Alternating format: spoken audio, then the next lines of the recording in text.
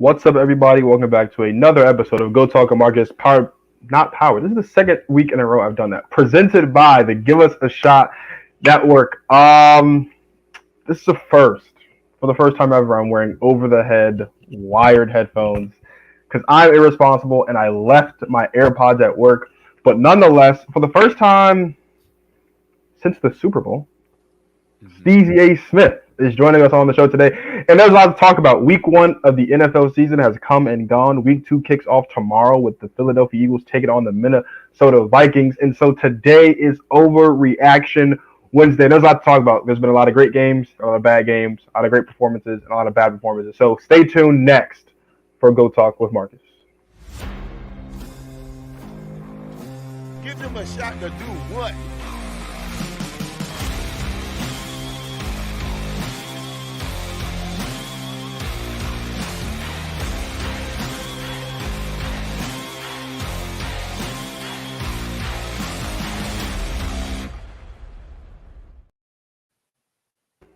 Steezy, my man. How you doing tonight? Man, my brother, man. It's been way too long overdue. I don't even think I've been on your show ever since you became a part of the Give Us a Shot network. So, that's that. But I've been well. I've been great, blessed by the best. Just continuing to do my thing, and I miss doing this with you, bro. So thanks for having me on. Absolutely. It is a pleasure. Before we jump in, just want to make a quick announcement. In case you have not already, or in case you've been living under a rock, there are now officially Go Talk with Marcus shirts. You see it there on the screen. You can get it in black, purple, and white. Head over to www.giveusashot.network/shop. Again, that is www.giveusashot.network/shop to get your Go Talk with Marcus shirt today. An eventful week 1, Steezy, and it started off with the Detroit Lions heading into Arrowhead Stadium, taking on the defending Super Bowl champion Kansas City Chiefs, and coming out of there with a 21-20 victory. Steezy, is this more of a great sign for the Lions or a bad sign for the Chiefs? Man, that's a tough question right off the bat. I'm going to say it's a great sign, for the Lions. I understand the Chiefs, they didn't have their second and third best players, not named Patrick Mahomes, available to play. Obviously, as we all know, Travis Kelce missed that game due to a hyperextended knee, and then Chris Jones, who since re-upped with the Chiefs on a revised contract, obviously wasn't there. But despite that, it was a 1-point game. But then again, like CJ Gardner-Johnson said in the locker room, we ain't the same Lions. And so I think just by winning in week 1 in Kansas City on ring night, no matter who's available and who's not available, a win is a win. And when you think about the sort of momentum that a team could get, from a victory like that, especially a team like the Detroit Lions, it's got to be huge for them. And so if I had to lean one way, it had to be towards the Detroit Lions. And I'd say it's a great thing for them. I would agree. I would say this is a great sign of things to come for the Detroit Lions. Recognizing, again, like when you're without your second best and your third best player, that obviously does matter. And I would say also, like, the Kansas City Chiefs, you know what? No. I think this is more bad for the Chiefs than it is good for the Lions. I don't want to take anything away from the Lions, but here's my thing. No Travis Kelce, I got that. No Chris Jones, I got that. But the Chiefs didn't lose because they didn't have Chris Jones. And the Chiefs didn't lose because they didn't have Travis Kelce, because if you take away the pick six that pretty much sealed the game, the Chiefs win that game. And the Lions only won that game by 1 point. It wasn't a dominating performance. The issue with the Chiefs is the Chiefs played sloppy football on Thursday. And I think a lot of people have kind of made a lot of people chalk this up to they didn't have Travis Kelce and they didn't have Chris Jones. And I get that. When you don't have your second and third best players, that's super important, especially when you have your best defensive player. But again, to go out there without those two guys and only lose that game by 1 point, and the deciding factor was essentially just a pick six, to me, that's not good for the Kansas City Chiefs. Kadarius Toney dropped some passes. The running game was not what they maybe would have wanted it to be. All in all, it was not a good performance for Kansas City. And so, while, of course, you have to feel good now knowing that Chris Jones is back on the revised deal, who should be available for this week as soon as this week. You're expecting Travis Kelce to be available, if not this week, as soon as next week. He's not on IR or anything like that, so he's not restricted from playing football games. I'm not 100% confident that the Chiefs – we saw like mistakes, mental errors from the Chiefs, things that we don't usually see when we watch the Kansas City Chiefs play football. And to me, that's a problem. When you look at how stacked the AFC East is, when you have the Bengals, who obviously didn't look good this week, but when you have the Bengals, when you have a team like the Baltimore Ravens, who kind of struggled a bit, I'll be honest, kind of struggled a bit against the Texans in the early going, when you have a team like the Dolphins, when you've got a team like the Chargers, when you've got a team like maybe the Bills, although we'll talk about them a bit later, like with as stacked as this conference is, those mental errors can't go away. And so I'd feel much more confident saying that this wasn't bad Chiefs if there weren't so many mistakes, unforced errors on the part of Kansas City. So initially, I wanted to say it's a great Lions. The Lions play good football, and they're 1-0 for the first time, I believe, since 2017, I think, which is great for them. And this is a completely different team. Like you mentioned, C.J. Gardner-Johnson said it. This is a completely different Lions team. This is a team that can compete for a playoff spot, not just a wild card spot, but has a chance to compete for a division title for the first time in a very long time. But for me, this is bad Chiefs because of so many mental mistakes, and I don't know if they're just going to go away after 1 week of football. Right, and I mean, you look at specifically Jawan Taylor, the right tackle for the Kansas City Chiefs. Chris Collinsworth pointed this out on the broadcast, but it almost seemed as if he was playing slot receiver for this football team, given just how, what would I even call it? He was just so early on every snap. Like, I was like, yo, they're not going to call a false start on that or on that or on that or on that. It seemed like he was getting away with anything and everything. And it's not just him. There are other guys on the offensive line that were getting away with a bunch of different just, I guess, sloppy play, if you want to attribute it to that. And then the receivers, I mean, Kadarius Toney. Look, the internet is undefeated. And when I've seen memes all over the place about his hands or the lack thereof. But man, the receiver, yeah, it was messy all around. Thankfully, Rashee Rice, their second round rookie receiver, he showed some signs. But yeah, there are a lot of things that this team definitely has to clean up. I was surprised to see that sort of performance. I mean, coming from the defending champions, usually week one of every season that Patrick Mahomes has been there, this team has been locked in and loaded. And you can't tell me that, because Chris Jones and Travis Kelce wasn't there, that the rest of the team just couldn't play, up to their usual standard. And so that's definitely a little fishy to me. And I think you make a great point there. And I would say too, again, going off your point, up until this point in his career, Patrick Mahomes was undefeated, and 18 touchdowns to 0 interceptions. Excuse me. Not only did they lose for the first time in Week 1 in the Pat Mahomes era, he also threw his first interception, which I will cut Pat Mahomes some slack and say that technically, if there was a way to get that interception off of his ledger, it should be taken off because that was not his fault. That was Kadarius Toney's fault. Speaking of overperforming expectations, the Green Bay Packers, I get it. It's Chicago Bears. I get it. The Bears aren't that good. You can say all that, but every Packers fan out there has to feel good, not just about the win, of course, over the Chicago Bears, because we're used to beating the Chicago Bears. That's nothing new.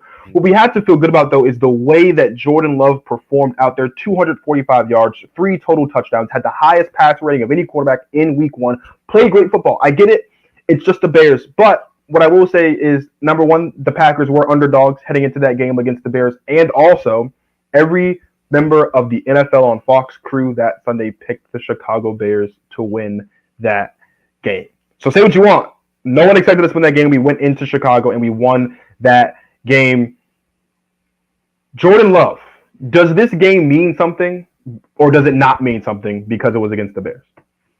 Bro, what? No, this means a lot. What do you mean? Nah, you're not saying that. I'm not saying that you are, but just to answer the question, no, this means a lot for Jordan Love. I mean, yeah, we've seen him in the preseason. He played well. We've seen him, in a spot start last year. He played okay. And so this means a lot. And like you talked about, the Packers were undermanned. Christian Watson, your guys' number one receiver, wasn't even on the field.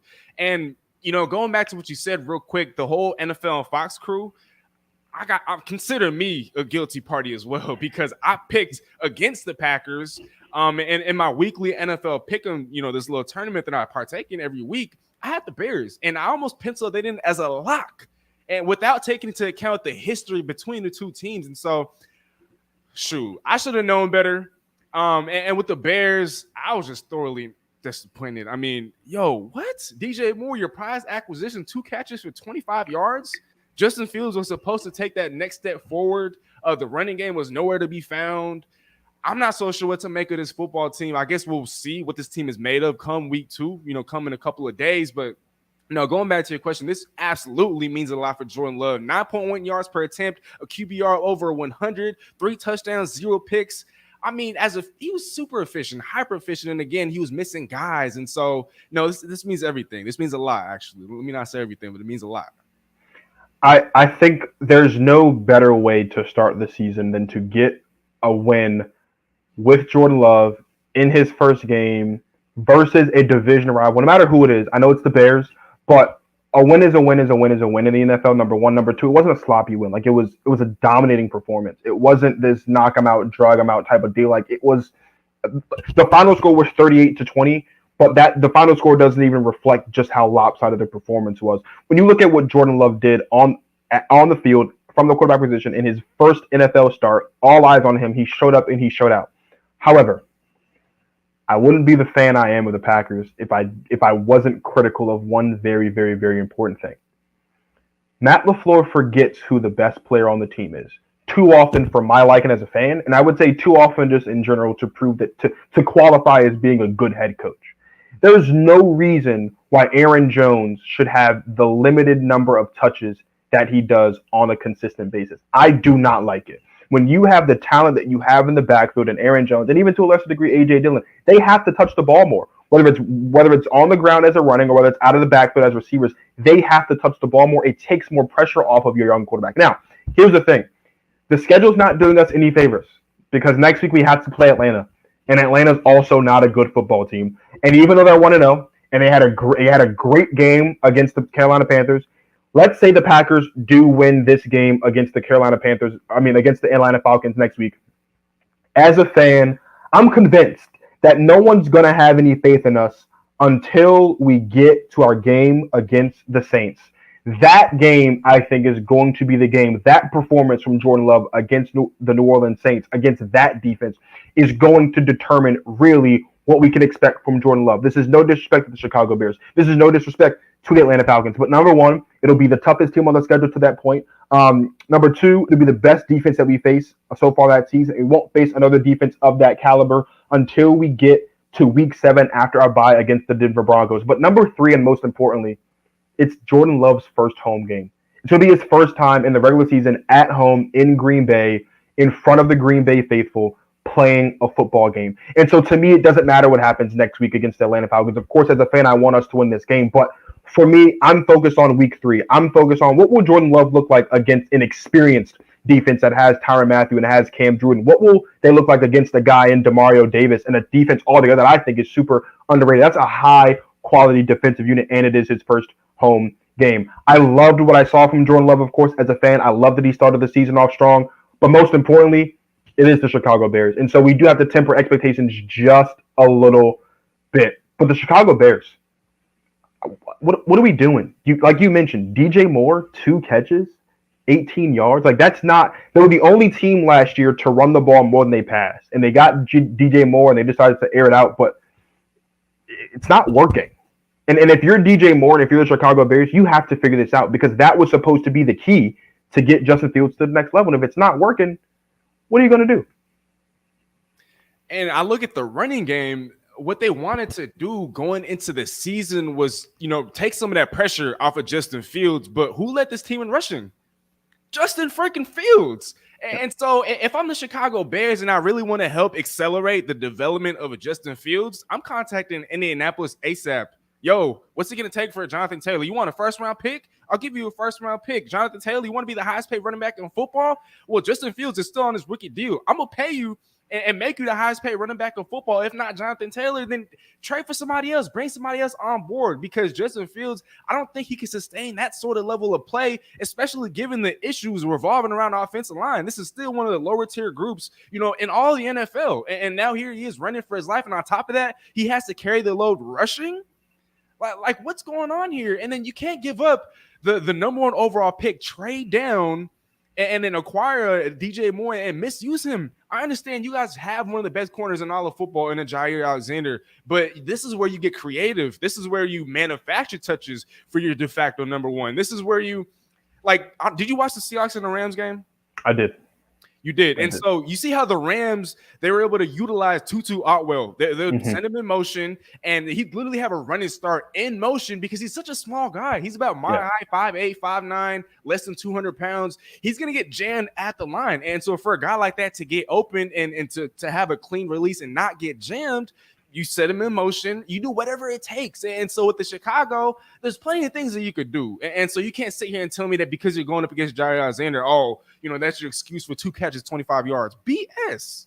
So the Chicago Bears, they had to do a lot better. I mean, and like you said, this team was the favorite over the Green Bay Packers. It wasn't just me. It was the whole NFL on Fox crew, a bunch of people all across the world. And so this team got to step it up. Otherwise, Justin Fields is going to be in for a long, long season.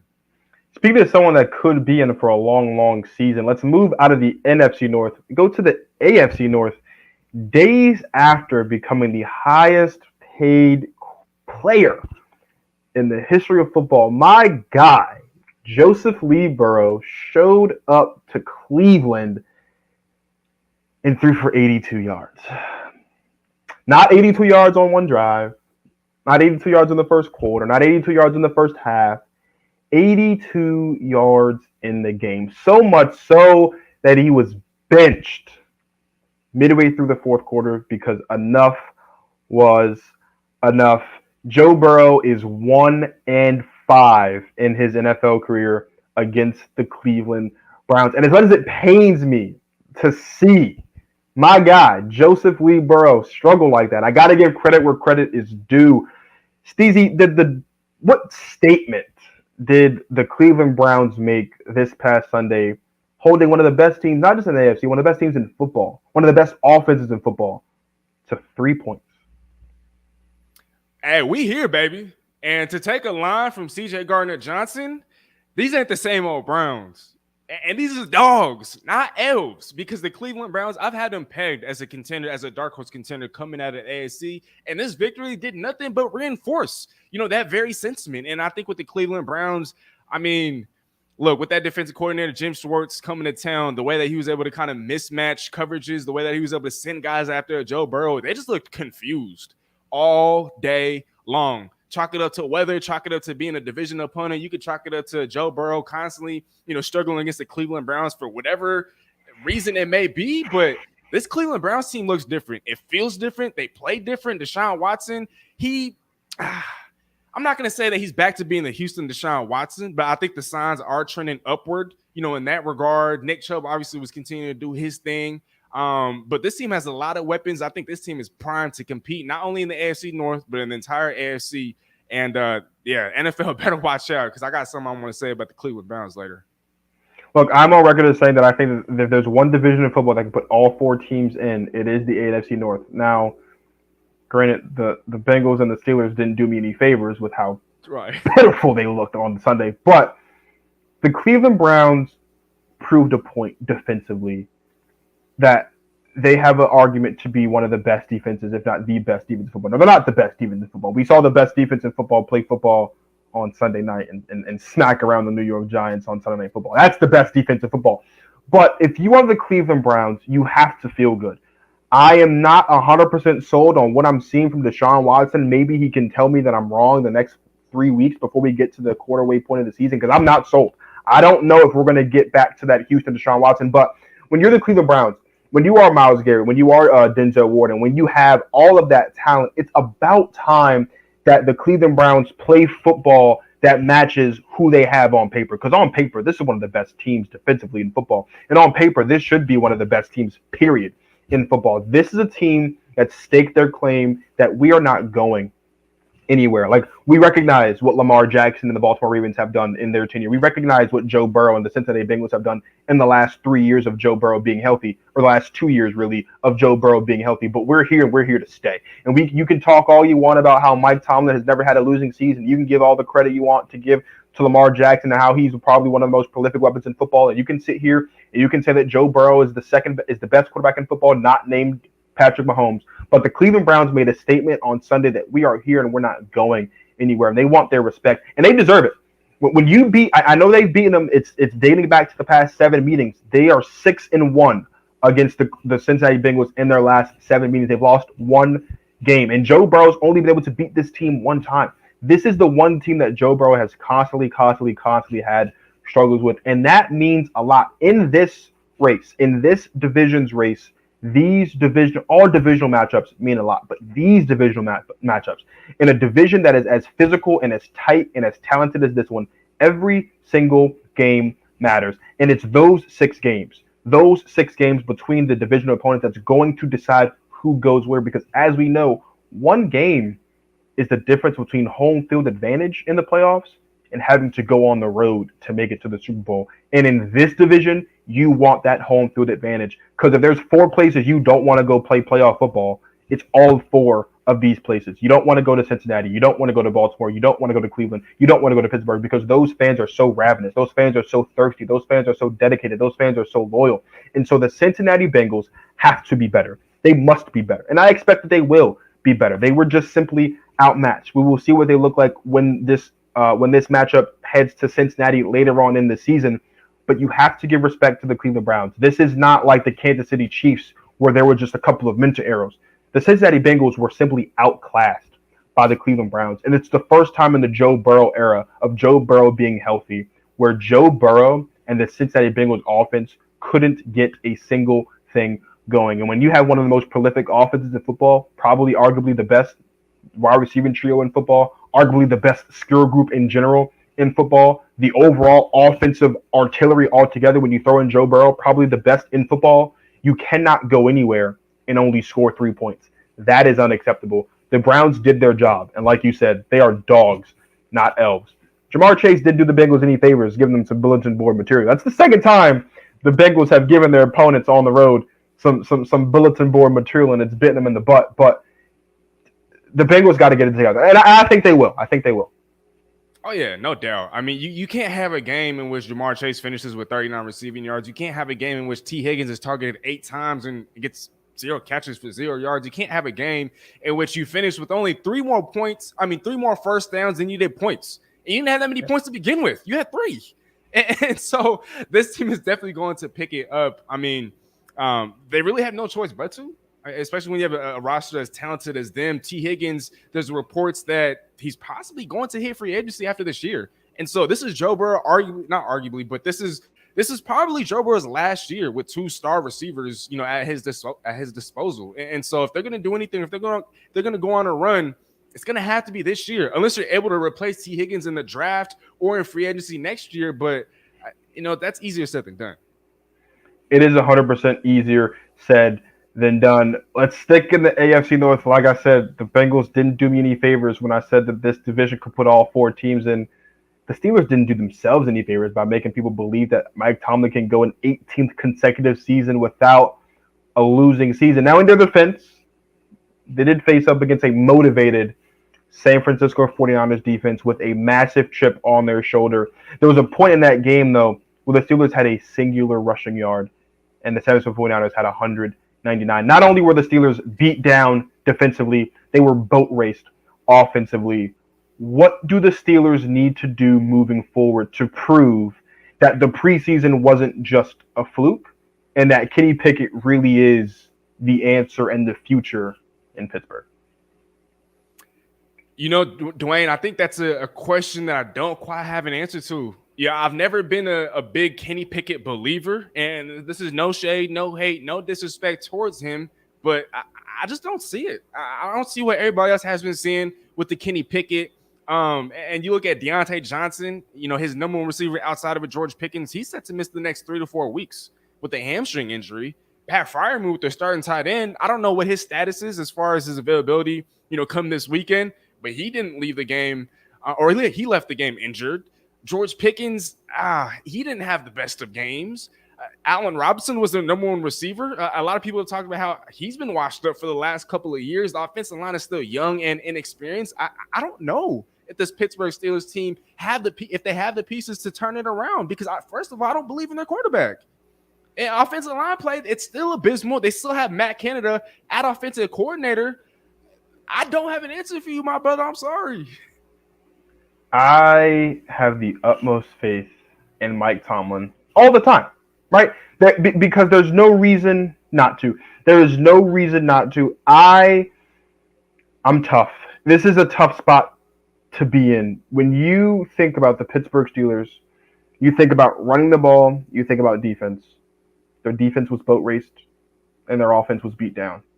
And I can't give a definitive, confident answer on my faith in the Pittsburgh Steelers. But here's what I do know. What I do know is that I know that Kenny Pickett finished 6 of the last 7 or 8 games last season with wins. I do know that the Steelers went out in the draft this year and they got a guy in Darnell Washington who can be a reliable backup tight end. We'll have to see what it looks like now because Pat Fryermuth's health status is up in the air. I do know that they went out in that same draft and they beefed up the offensive line, an offensive line that was absolutely dominated by the 49ers defensive line. But let's cut him some slack. The Niners D-line is probably second, third best in the league at this point.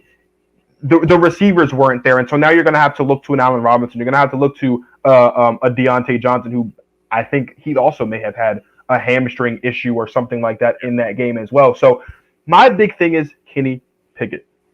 Kenny Pickett made mental mistakes on Sunday. Mistakes that the exact same mistakes he made to start the season last year. The exact same mistakes he made that put them in a position where they had to run the table to even get a chance to get that last wildcard spot, of course, ultimately falling short in the end. When I look at the Pittsburgh Steelers, I look at a tough team. I look at a talented team. But here's the deal. I don't know if Mike Tomlin has the magic to get another winning season or another 500 season. And it hurts me to say that, not just because I'm a fan of Mike Tomlin, not just because I respect Mike Tomlin, but because that is like something. Mike Tomlin's not a loser. He's gone 17. He is the only player, or the only coach, in the history of the league to go this long without a losing season to start a career. We have seen we've seen instances of coaches have stretches in their career without a losing season. He has yet to have, from the moment he was hired to now, he's yet to have a losing season. And this is only week 1.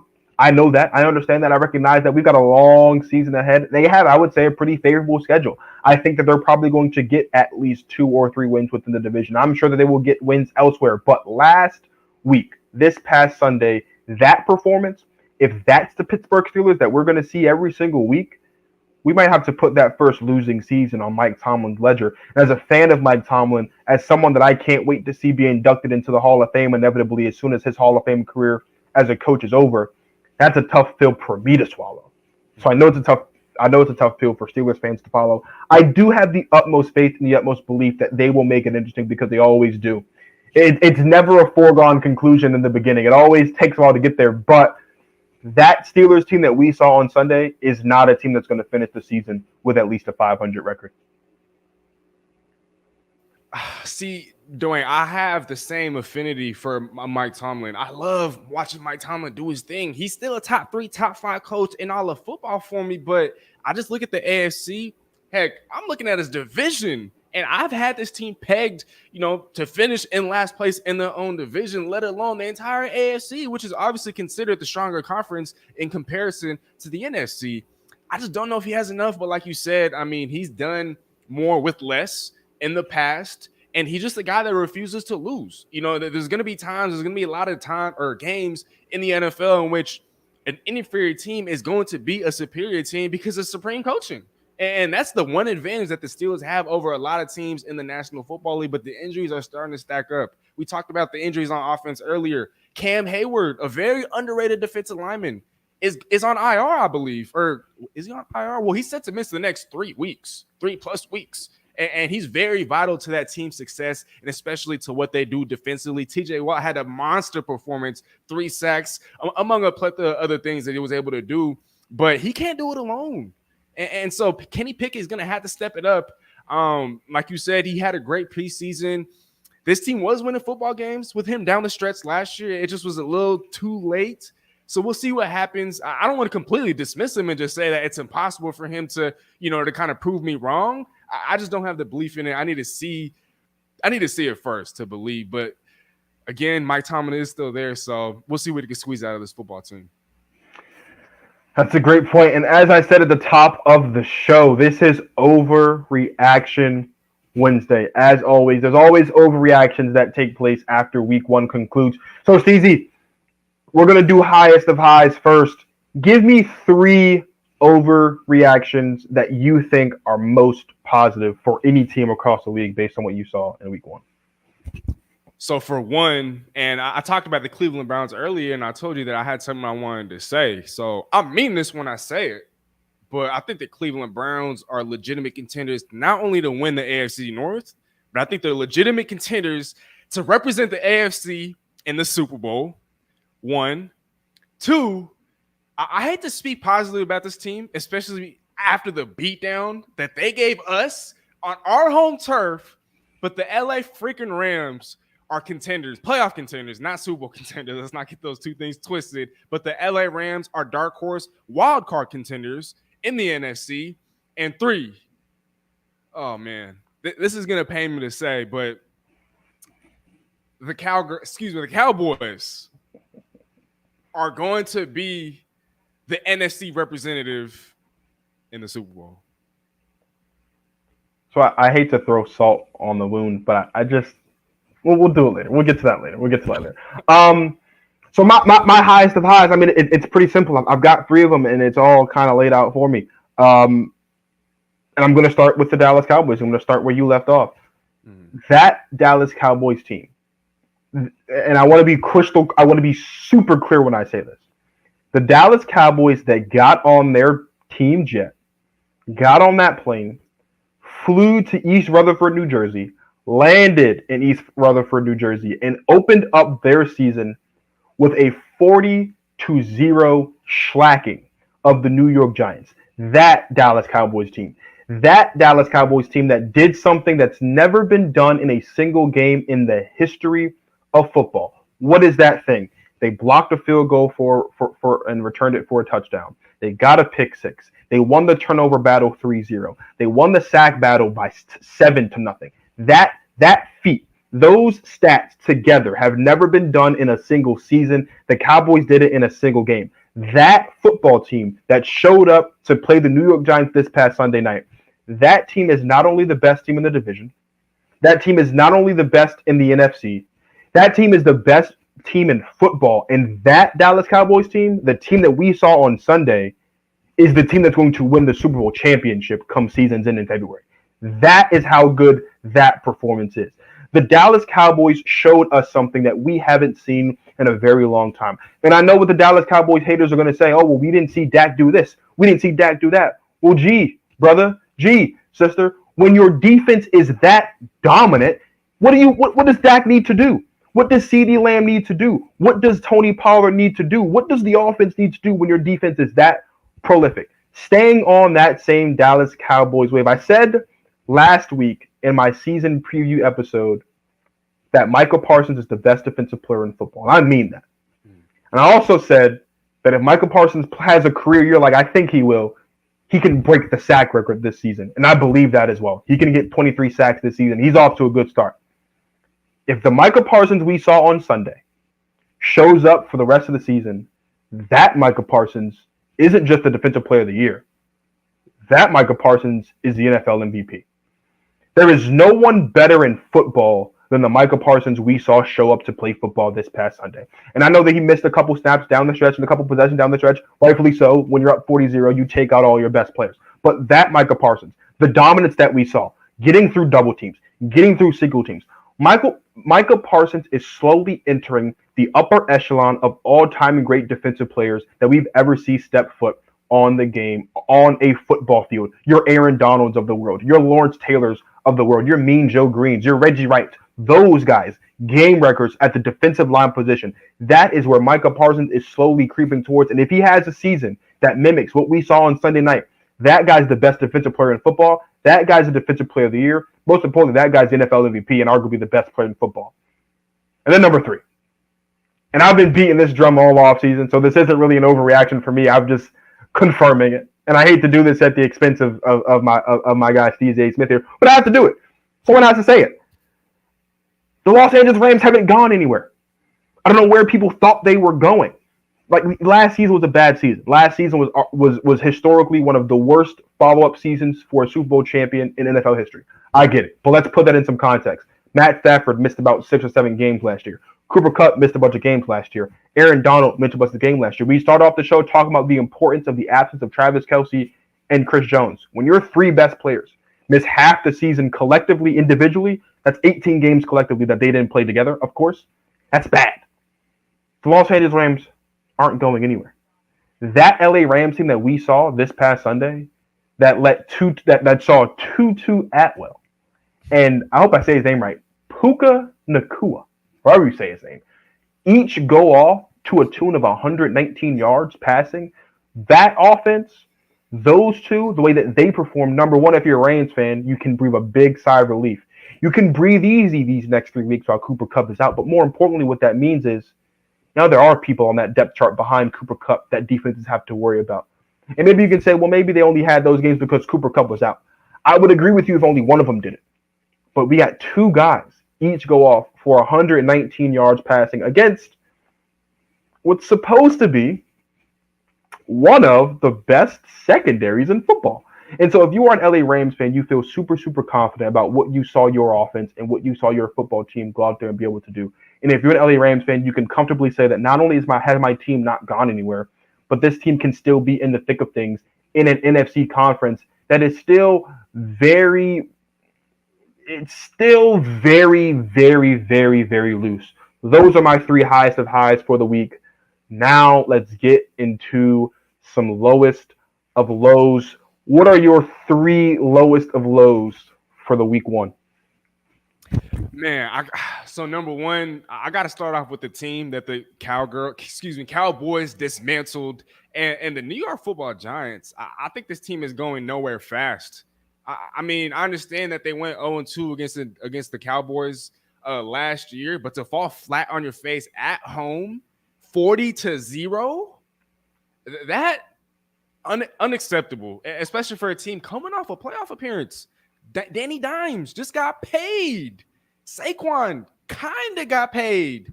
You took a wide receiver in the third round and a Jalen Hyatt. You thought you addressed your need for a number one pass catcher for Danny Dimes in a trade for Darren Waller. Defensively, you added some pieces. You traded a 7th round pick to get an Isaiah Simmons, who kind of balled out in the preseason. And so I think with the New York Football Giants, look, to me, I think this team finishes last in the NFC East. I truly do. I mean, I've been higher on the Commanders than other people, but this was a dismal performance all around. I don't know if Danny Dimes has regressed, but man, the New York Football Giants, I think tough times are going to be ahead for this football team. That's got to be one of my lows, or the lowest of my lows. My second low, Kirk Cousins and the Minnesota Vikings. Y'all couldn't beat a Baker Mayfield-led Tampa Bay Buccaneers team. And no disrespect to the Tampa Bay Buccaneers, they still have a nasty defense. They still have a top-tier duo out wide receiver in a Mike Evans and a Chris Godwin. There's still some weapons there, but Minnesota Vikings, y'all are coming off a season in which you guys went 13-4, won the NFC North, and this is how you guys come out in week one against Baker Mayfield?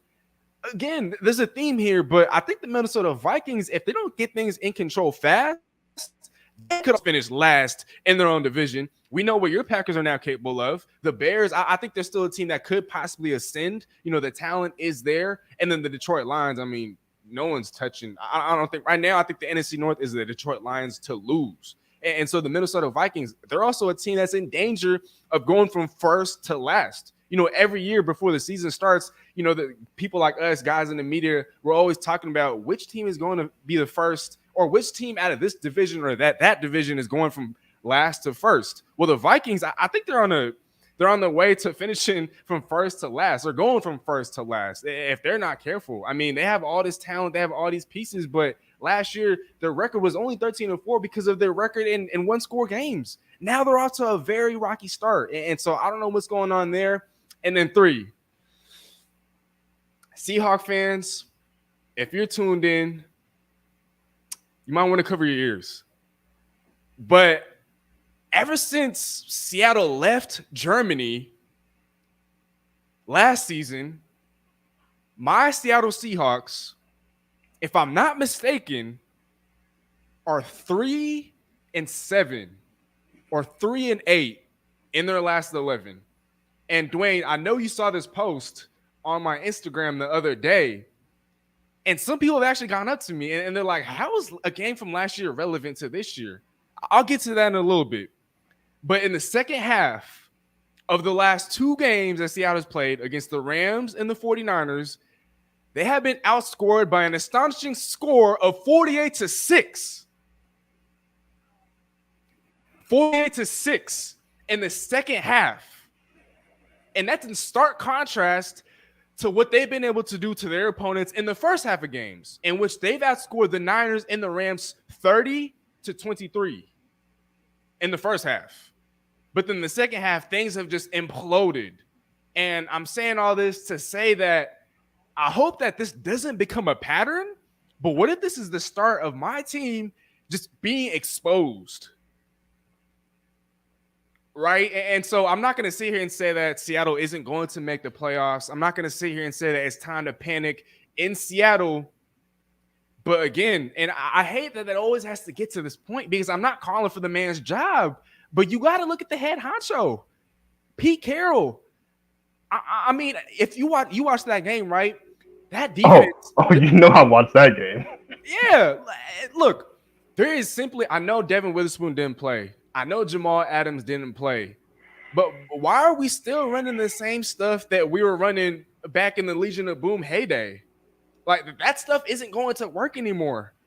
Bobby Wagner's back. Jamal Adams is coming back. We can't keep doing the same thing that we've been doing for years and years and years. It seems like ever since 2019, 2020, Seattle has a stretch in the season in which they not only look like the worst defense in football, but they look like the worst defense in the history of the entire NFL. I don't even think that's crazy to say because last year and the year before that and the year before that, Seattle had a 3, 4, 5, 6 game stretch in which they were setting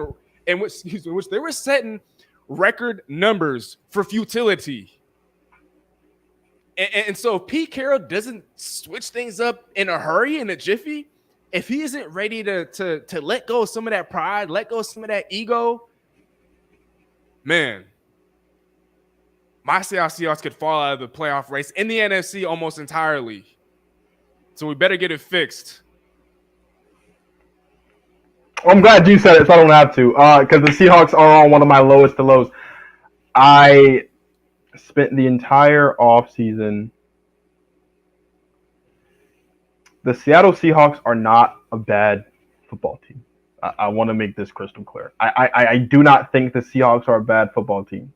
What I do think is that there are a lot of Seahawks fans that come season's end are going to be heartbroken. For a couple reasons. Number one, because the Rams haven't gone anywhere. I don't know. They were hurt. I don't know where people thought they went, but they were hurt. But more importantly, Geno Smith. I'm not saying Geno Smith played bad on Sunday. I would say Geno Smith played okay. He could have been better, of course. But Geno Smith had one really good season. Here's the deal. The bar was not that high. And I'm not saying that to be disrespectful. I'm saying that because that is the reality of the situation. When you look at Geno Smith's career, the bar wasn't that high to usurp, to have a career season. Granted, his career season last season led them into the playoffs. But I spent all of last season and I spent all of the offseason trying to explain in the most clear, concise, and fair way possible that the absence of the Rams as threats in the NFC West is a big part of the reason why the Seattle Seahawks had the success they did last season. Taking nothing away from the Seahawks and what they were to accomplish, because they accomplished great things. Because a lot of people, including myself, expecting nothing from them post-Russell Wilson trade. Expected nothing. So I have no problem eating dirt in that regard and stating that the Seahawks were a much better football team than I gave them credit for last season. But that doesn't negate the fact that the Seattle Seahawks benefited from the absence of presence of success of the LA Rams. The road back to the playoffs for the Seahawks is not going to be that as easy as it was this season. And this past week against the Rams was just exhibit A of that because the Rams haven't gone anywhere. That's the first one. My second lowest of low, you mentioned it. The Minnesota Vikings were 11-0 last season in one-score games. And there were so many people who were convinced that this is the start of something new, that out with the old of Aaron Rodgers and the Green Bay Packers, in with the new of Justin Jefferson and the Minnesota Vikings. And I will give credit where credit is due, because Justin Jefferson went out there in that first half and proved that he truly is the best receiver in football. And what happened out the locker room? 2 catches for 18 yards, I believe, in the second half. And they lost to Baker Mayfield and the Tampa Bay Buccaneers, a team that is supposed to be in their bridge before they decide to rebuild, came into Minnesota and got the win. That is unacceptable. That is the playing with fire that I was talking about last season that no one wanted to hear about because I'm a Packers fan.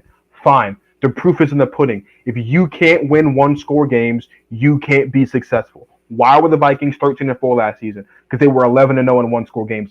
And the fact that there were 11 games that were one-score games that could be decided that way should have been a red flag to a lot of people, and it wasn't. And it showed it, and it reared its ugly head one more time. And what happened? They couldn't get the job done. They missed Dalvin Cook. That's inevitable. The defense is older. That's obvious. Those two things are not a recipe for success as the season progresses.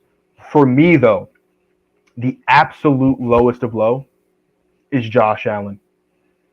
The Buffalo Bills era of dominance, the Buffalo Bills Super Bowl window, it's closed. You can close it and you can glue it shut.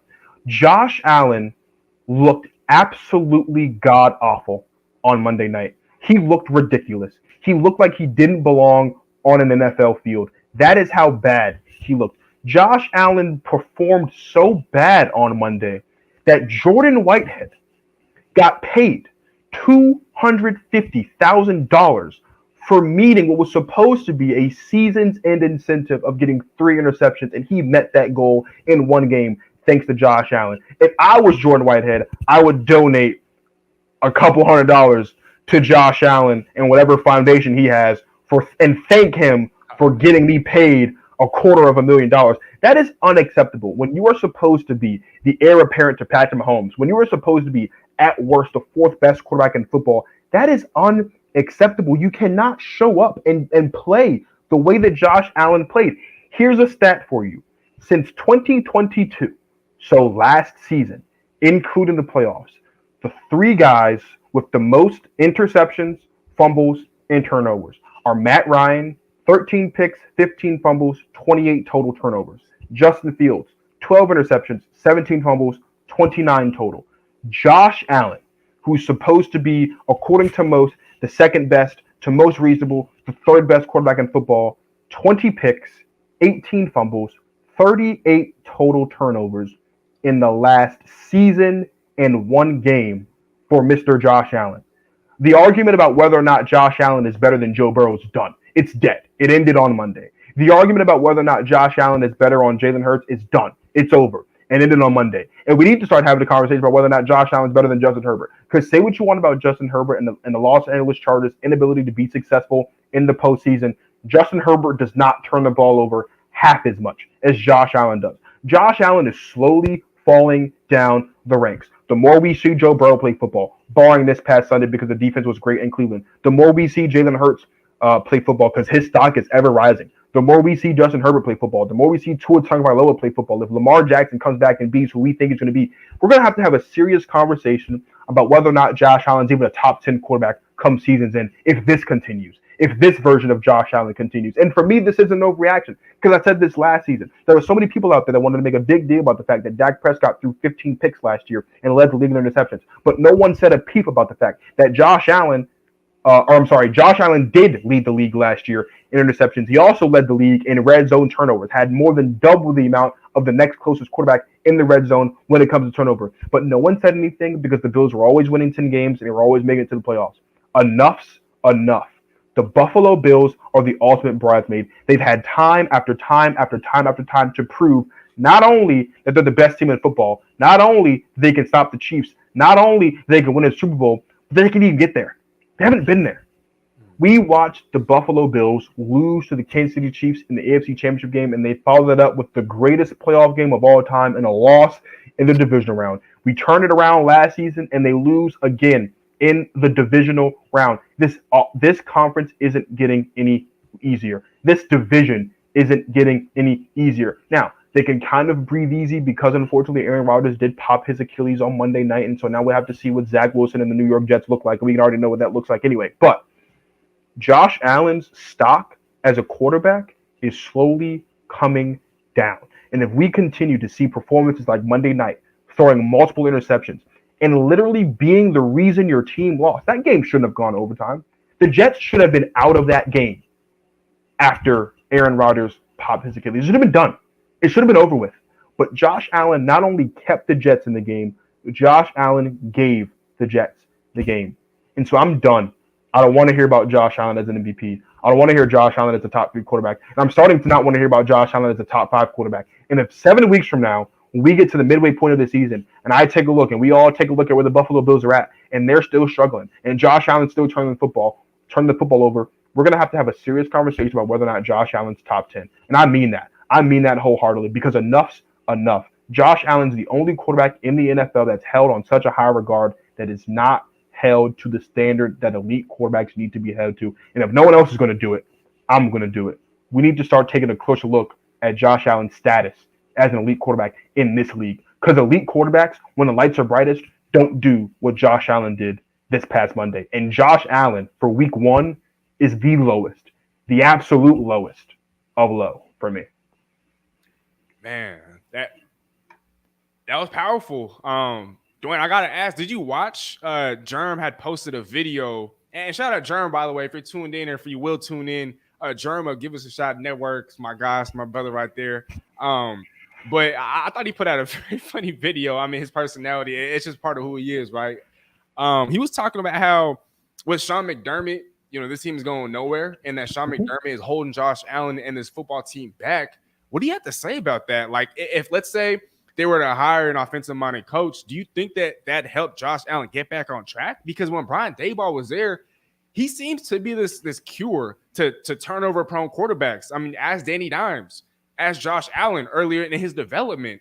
And then now that, this is his second season without Brian Daboll, it's starting to look like he might be going back to his turnover ways. And so do you think that if given another chance with an offensive-minded head coach, or let's just say they get rid of Sean McDermott, that Josh Allen can kind of get back on track? He can get back on track, but pay attention to the words we just used. Brian Daboll is the cure for turnover-prone quarterbacks. So what that lets me know is that there is a problem that Josh Allen has. Josh Allen's problem is he turns the football over. And in order for Josh Allen to not turn the football over, someone has to be on that coaching staff, either as the offensive coordinator or as the head coach, to ensure, whatever that looks like, that Josh Allen is not turning the football over. If we run down the list of elite quarterbacks in this league right now, how many times can we say collectively that group of quarterbacks has actually cost their team the game in the last 2 seasons? Pat Mahomes never done it. Joe Burrow has never done it. Jalen Hurts hasn't lost much of anything in the last 2 seasons, except for the Super Bowl, pretty much, and the playoff game against the Buccaneers. He hasn't really lost much of anything. What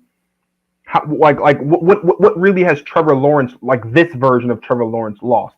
Not a lot. They started off the season rough. They did start off rough. But how many times can we look at a game and say it's Trevor Lawrence's fault? I can point to several occasions, and by several, I mean using both hands, where Josh Allen is the reason why the Buffalo Bills lost, or the Buffalo Bills won in spite of Josh Allen. If you're a top 5, if you're a top 10 quarterback even, that should never be the case. And again, there are certain quarterbacks lower down in those rankings, specifically like Kirk Cousins and Dak Prescott, that are held to a certain standard, that are chastised, because it's always, well, what are they going to do in January? What are they going to do in January? What are they going to do in January? Forget about what they're going to do in January. Can we acknowledge the fact that Josh Allen has a turnover problem, and the only way for it to go away is if there's someone on the coaching staff to make it go away? That's an issue. The Buffalo Bills have consistently won games on several occasions in spite of Josh Allen. They've also lost a bunch of games because of Josh Allen. And this past Monday was the latest installment of the ladder. The Buffalo Bills losing because of Josh Allen. Because here's the deal. Zach, excuse me, Zach Wilson did not play phenomenal football on Monday. Zach Wilson did not come out there and set the world on fire on Monday. Did he look better on Monday than the last time we saw him play football? Absolutely. He looked better. Looks like he's learned more. Does a lot of that have to do with the weapons, how the weapons have improved since the last time we saw him play football? Absolutely. The weapons have improved. But all that to say this, there is still no reason why after a Hall of Fame quarterback in Aaron Rodgers, the clear best quarterback on the depth chart, Aaron Rodgers, goes down and anybody tunes into that game or searches up the results of that game Tuesday morning or late in the middle of Monday night and it says the Jets won. And I get it. The Jets won that game on a walk-off, punt return, touchdown in overtime. But the game wouldn't have been to overtime if Josh Allen didn't throw 3 interceptions. And that's my problem, is we consistently ignore the fact that the Bills oftentimes, look, Josh Allen is super talented. And he's the only quarterback in football that can stiff arm Aaron Donald. I got that. He's elite. He's super talented, physically gifted, a one-of-one specimen. He's probably proof that aliens exist. I got all that. But here's the thing. As high as Josh Allen's highs are, his lows are just equally as low. And we saw that on Monday. And if you as an organization have to go find someone to be on this coaching staff to make sure that Josh Allen isn't doing those things, I'm sorry. To me, what that means is Josh Allen's a quarterback who has these really great performances from time to time. But when the going gets tough, he's not one of those guys where that get tougher when the going gets tough. And that's my problem with Josh Allen. He can ball. He can play football. But do I want Josh Allen? Do I want the ball in Josh Allen's hands down the stretch of football games over the last year and a game, including the playoffs? The answer's been no. And that is the problem for me. And that, to me, means that we need to start reassessing whether or not Josh Allen is an elite quarterback in the National Football League. That or whether or not he's overrated. You know, I've had a lot of people come up to me with the argument that Lamar Jackson is a better quarterback than a Josh Allen. And, you know, for time and time again, I've told people that, oh, no, it's Josh Allen, it's Josh Allen, it's Josh Allen. But now I'm starting to think that I might need to retract some of those statements. I mean, Lamar Jackson is unanimous MVP. Josh Allen doesn't. Lamar Jackson, I think, has a higher winning percentage in the regular season than a Josh Allen. And now I'm starting to sense Stephon Diggs and his frustrations with the Josh Allen. Because I'm not going to lie to you. When Stephon Diggs had that little, not even little, but all offseason, there was a lot of drama between Stephon Diggs and what his qualms were, you know, with the Buffalo Bills. I was confused. I was just like, yo, what is he tripping for? He's one of the highest paid receivers in football. He's constantly fed the football.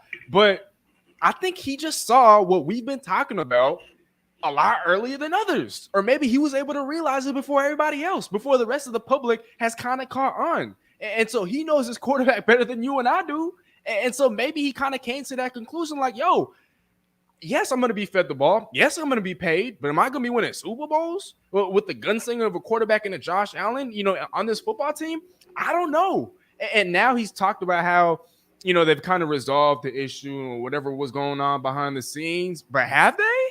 How do we know that come the trade deadline this year, he's not going to want out? Or once the season's over and they implode yet again in the playoffs, that he's not going to want out?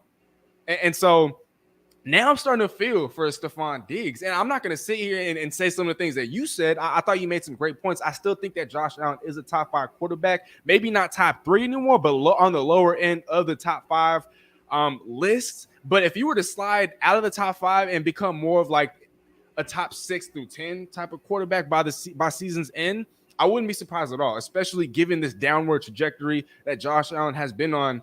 And one more thing I kind of wanted to note, I've been seeing Josh Allen everywhere. Gatorade, what is it? NFL Sunday Ticket. I'm seeing him on the cover of a bunch of trading cards, magazines. He's all over the place. And years ago, when Baker Mayfield was a part of the Cleveland Browns, he used to get. And he had more commercials than wins. Yeah, wins and more commercials and touchdowns. And now I'm starting to think, hold on, is Josh Allen entering Baker Mayfield territory, and where off the field There's more notoriety, and you see him more off the field. You see him winning more off the field than he is winning on the field. Is the fame getting to him? Is he so distracted that his play on the field is being affected? Could that be what it is? I mean, he's always been a turnover prone type of player. And so now you kind of add that extra attention. He's on the cover of Madden, for crying out loud. And so there's just been so much more of the spotlight on him off the field that now I'm wondering, is it affecting his play on the field? I hope not. And I'm not going to sit here and say that that's the problem or that's what's happening. That's what's plaguing him. But I don't think it's helping him right now. Here's what I'll say before we wrap up, because I do want to get us out of here, and I do want us to talk about Thursday Night Football just for 2 minutes. Josh Allen in 2018, rookie season, 12 picks. 2019, 9 picks. 2020, 10 picks. 2021, 15 picks. 2022, 14 picks. So even when he had Brian Daboll, he was still throwing interceptions. This isn't anything new. The proof is in the pudding. There are a lot of people out there that don't like stats because people think that stats don't tell the truth of the game. Here's what a stat is. A stat is a record of what happened. And in Josh Allen's career, he has never thrown less than 9 interceptions. He's on pace to have a career high in interceptions.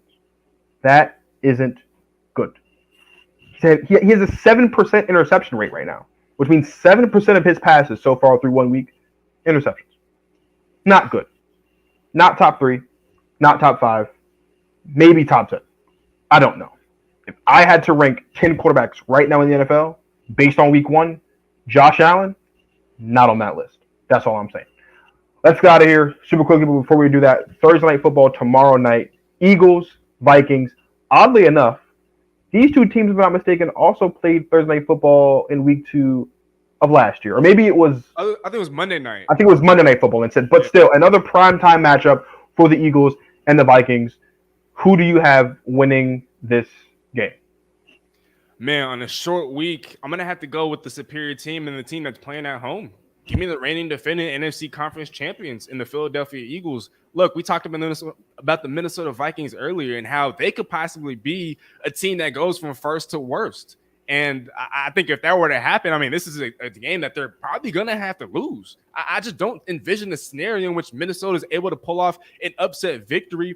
I know that people like to harp on Kirk Cousins all the time and what he does or what he doesn't do in primetime football, but I don't think he's going to be the reason why they lose this game. I just think defensively, although they have a Brian Flores, and so they're now more aggressive on defense, I think defensively they're taking a step back in the talent department. I think when you look at the running backs, I like Alexander Madison, but he's not even what Dalvin Cook was. And so your rushing attack has taken a step back. Your defense has taken a step back. Yeah, you have more weapons outside of a Justin Jefferson and a Jordan Addison, who I think is going to ball out because Darius Slay is probably going to shadow Justin Jefferson. And remember, they held him to 3 catches for 48 yards last year. And so there are games and there are times when Justin Jefferson can be put in check. And when he's checked, there's just absolutely no way this football team is going to win against a superior opponent. And so on a short week, coming off a devastating loss, you've taken a step back defensively. You've taken a step back in the ground attack. I don't know if Kirk Cousins is in for a regression. There's just not much optimism. There's not much reason for me to side with the Minnesota Vikings. Give me the Philadelphia Eagles here. I agree. The Eagles are going to win this game. There's a lot of people that made a big deal about the fact that the Eagles struggled against the Patriots. Yeah. And I didn't make a big deal about it, but I did think it was concerning. Somewhat. With the fact that they were only able to win 25-20. And my guy, MJ, Eagles fan, he said on his show today, I think it was earlier, it might have been yesterday, one of the days, he was like, it's not a big deal because Bill Belichick's one of the best defensive minds in football. And if you look at it from that perspective, totally agree. One of the greatest, if not the greatest defensive mind the game has ever seen. And so from that regard, I would agree with MJ. I do think that it's okay. At the same time, though, we do have to remember that there's been a lot of moving pieces. You do have a first-time offensive coordinator at this level, and you do have a new defensive coordinator as well. But with that being said, I agree. We're going to get the exact same outcome this time that we got last time. I don't just mean a win. The Eagles went out there last year at home against the Vikings and destroyed the Minnesota Vikings. The Eagles are going to do, again, on a short week at home in primetime and destroy the Minnesota Vikings because they are the superior team. They're going to start the season 2-0 for the second consecutive season. The Minnesota Vikings have problems. And the Minnesota Vikings are in danger of making the best receiver in football very, very, very unhappy. I'm not going to make a big deal about this, but I'm just going to put it out there. Justin Jefferson and the Minnesota Vikings were working on a contract extension this offseason. They didn't get up to one. Granted, they don't have to because he's still in what I believe is his third year, so they still have another year, and then they can pick up his fifth-year option. I get that. But if this season continues the way that it started, and it's not going to get it's going to get worse before it gets better because this is not going to be a good game for Justin Jefferson and the Minnesota Vikings offensively. There can come a point in time towards the end of the season. He's not going to. I don't think he's going to ask to be traded, and no one's going to trade. They're not going to trade him anyway because they're going to ask for way too much. No one's going to be able to give him what they want right now. But as we get closer to the end of his deal, as we get close to the end of this season and into next season, I won't be surprised if Justin Jefferson becomes more and more unhappy. He's the best receiver in football. The offense is taking a step back. The defense is taking a step back. The team has taken a step back. We're going to see more of those steps back tomorrow night, Amazon Prime in Philadelphia when they lose. It's always a pleasure to have my guy Steezy A. Smith on the show, and it has been way too long. The hope, the goal, the inevitable is that the gap between his next appearance will not be as long as the gap between this appearance and his last appearance. Before we get out of here, Steezy, please let everybody know where they can find you and all of your content. Man, Dwayne, first of all, I just want to say, thank you so much for having me on. Like I said at the top of the show, I haven't been on since you've been a part of the Give Us a Shot network. And so it's a pleasure. It's always a pleasure working with you, my brother. Shout out Germ. Shout out Jimmy. Shout out everybody else. There's a lot of people to list, and I know that we're trying to wrap up the show. And so shout out everybody that does work for the Give Us a Shot network. If you're tuned in, if you will tune in, please show them some love. Give this live stream a like, a comment, and hit that subscribe button. For real. I mean, these guys put in work, and they could really use some support. And once you guys go do that, you can find me, handle right here, at Steezy A. Smith. I also recently just joined Sportstopia, a fantasy sports network in which I put out articles twice a week. I host live shows. We're talking mostly fantasy and betting with a little bit of NFL news sprinkled in. And so that's kind of something new that I've been, doing. But Instagram and Twitter, YouTube, I'm still trying to drop content like independently and on my own as often as I can. So at Steezy A. Smith. And Dwayne, look, every Wednesday, I'm not saying you have to have me on every Wednesday at this time, but if you ever need somebody to help you co-host, to hop on the show, talk football, Wednesday is the best day. It is the most open day on my schedule. And so, this time slot right here works perfectly. I love to do this again. I know we'll do this again, and I look forward to the next time we do this. Absolutely. It's always a pleasure to have Steezy on the show. A couple housekeeping things before we get out of here. Again, in case you tuned in late and didn't catch the start of the show, and in case you've missed past episodes, give us Go Talk with Marcus shirts are now available on the Give Us a Shot network. You can see the shirt here. It's in black, purple, and white, the show colors. www.giveusashot.network/shop. www.giveusashotnetwork/shop. Get your Go Talk with Marcus shirt today.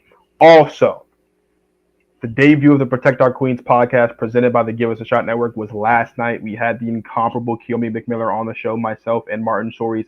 That is available for you to watch back in case you missed it. It's on YouTube. Check it out. We talked a little bit of WNBA playoffs, but we did have an interview as well with Keomi McMiller, an incredible basketball player, an incredible human being, an incredible personality. If you didn't check that out, please go check that out. And then remember that is a mainstay on the Give Us a Shot network every single Tuesday, 7 p.m. Eastern Standard Time. We do have a guest confirmed for next week's show, so make sure that you are following Protect Our Queens on Instagram because we are going to make that announcement later on this week. And then, of course, Steezy said that he likes Wednesdays.